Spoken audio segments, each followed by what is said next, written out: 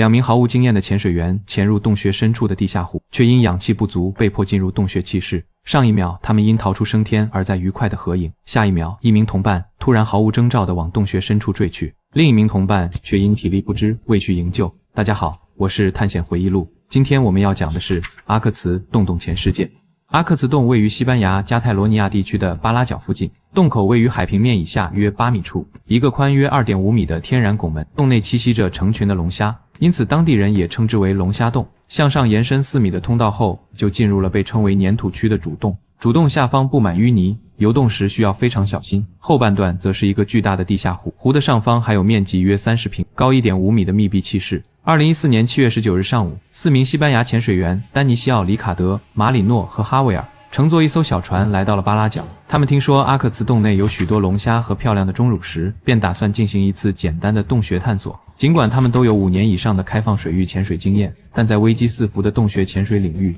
他们却是不折不扣的新手，从未有过水下洞穴的探索记录。队伍中，丹尼西奥与里卡德经验相对丰富，而马里诺和哈维尔则更像是休闲潜水爱好者。对于洞穴潜水，整个小队可以说知之甚少。他们此行除了每人装备一瓶普通压缩空气外，并未配备额外的照明装置和备用气源，甚至连最基本的引导绳也未曾携带。引导绳是潜水员迷失方向后唯一能指引他们返回的生命线，而额外的气源则是应对意外情况的最后保障。这些致命的疏忽为即将到来的灾难埋下了伏笔。上午10点，一切准备就绪，他们沿着预定的路线缓缓下潜，手电筒的光束扫过那些千姿百态的钟乳石，他们就这样在不知不觉间潜到了粘土区。与前半段的清澈不同，这片区域的底部全是细腻的黄色淤泥。3人刚一进入，就因游动幅度过大，导致洞底的黄色泥沙升腾而起。起初只是几缕泥沙在水中漂浮，可没过多久，这些泥沙便连成了一片，仿佛有人在身后拉上了一层又一层的白沙，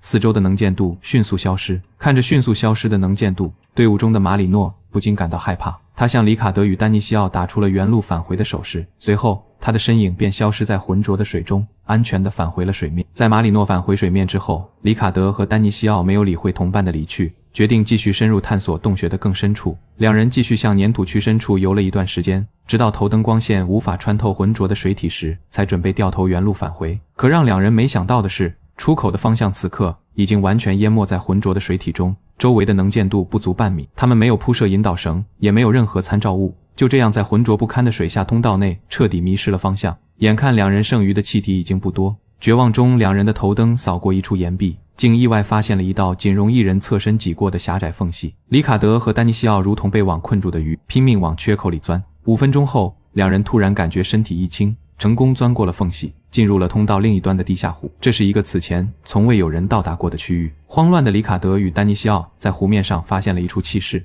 气室内的空气虽然潮湿且没有落脚点，但好在能够呼吸。本以为上帝为他们打开了一扇门，却不知道这扇门正在缓缓关闭，因为这个气室虽然看似很大，却是一个完全密闭的空间。这意味着2人每一次呼吸都在消耗着气室内有限的氧气，而当氧气比例低于 10% 时，人体就会出现生命危险。同时，空气中二氧化碳的浓度也随之升高。这个气室虽然理论上可容纳约35立方米的空气，足够2人呼吸1至2天，但在高压和有限空间内，危险正在悄然逼近。大约到了下午1点左右，里卡德首先出现了剧烈头痛，说话变得含糊不清，这是高碳酸血症的早期症状，俗称二氧化碳中毒。下午3点，里卡德的状况进一步恶化，他的意识逐渐模糊，可能是因为浮力背心内的气体太少，也可能是气瓶彻底空了，所以在失去平衡后，他便倒入水中，然后缓慢地沉向水底。丹尼西奥见状立刻潜入水中，将他重新拉回了水面。此后的2个小时，丹尼西奥拼命让2个人的头部保持在水面之上，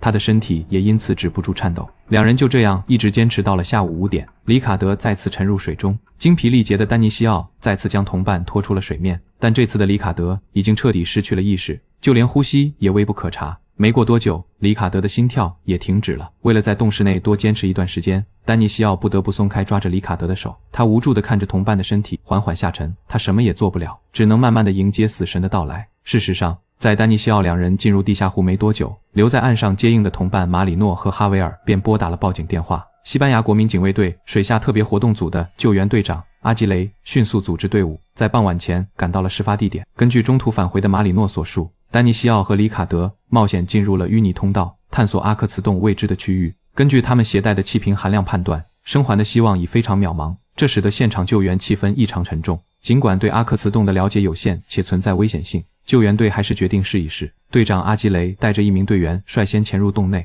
顺利地来到了45米的拐角处。他们发现之后的通道里充满了被搅动起来的淤泥，没有引导绳，看不清方向，严重阻碍了他们的行进。为了确保安全，两人不得不暂停行动，返回水面，重新制定救援方案。第二天，队长阿吉雷带领队伍再次展开了救援。为了确保在未知空间里不迷失方向，救援队带上了引导绳。救援潜水员谨慎地潜入通道，小心翼翼地铺设着引导绳，并沿路清理了一些淤泥。终于，他们抵达了尽头的地下湖。救援队首先发现了漂浮在水面上的里卡德。遗憾的是，经过检查，他已没有了生命迹象。就在他们心头沉重之际，他们在一旁发现了丹尼西奥。一天过去了，他竟奇迹般地活着。救援人员立即为他戴上了气瓶面罩。然而，此时的他已神志不清，竟胡乱挥舞双手，激烈反抗。这时的丹尼西奥已经出现幻觉。为了呼唤丹尼西奥，救援人员让马里诺沿着引导绳来到了丹尼西奥的身边，呼喊着他的名字。听到熟悉的声音，丹尼西奥果然恢复了一些理智。渐渐的，丹尼西奥平静了下来，开始配合救援人员。丹尼西奥在引导下重新潜入水中，